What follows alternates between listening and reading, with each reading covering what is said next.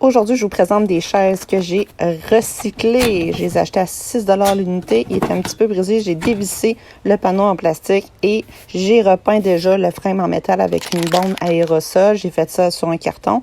Ensuite, j'ai sablé, on le voit pas, et j'ai fait de la pyrogravure si on veut brûler du bois. Faites attention, c'est super dangereux de faire ça. Il faut vraiment être connaisseur.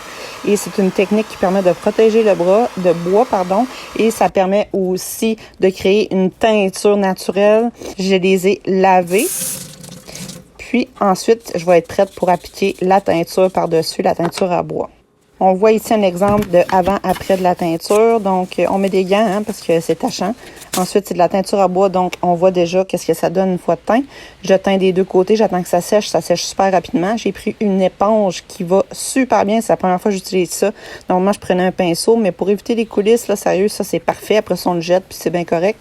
Ensuite, j'ai testé voir si ça fitait. Je les ai laissés sécher. Puis après, j'ai mis chacune des pièces que j'avais préalablement coupées sur les deux chaises pour être sûr que tout va bien fonctionner.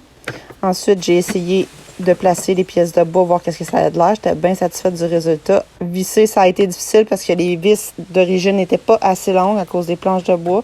Donc, j'ai dû changer les vis, en prendre des plus longues. Heureusement, j'en avais. Et j'ai vissé le bois délicatement pour le fixer, pour que ça tienne bien. Il y avait 4 vis pour le siège, pour l'assise, puis 2 vis pour chaque latte de bois pour le dosseret. Donc, j'ai essayé de les mettre le plus droit possible. J'avais déjà des bonnes mesures. Comme en bas, c'était 12 pouces de large, puis en haut, c'était 16 pouces. Pour être sûr que ça fit juste où les vis, justement. Donc, voilà. Ça a été un long processus. Je vous présente le résultat final. La première chaise, j'ai effectué aussi tout l'arrangement pour la seconde chaise, qui est juste ici.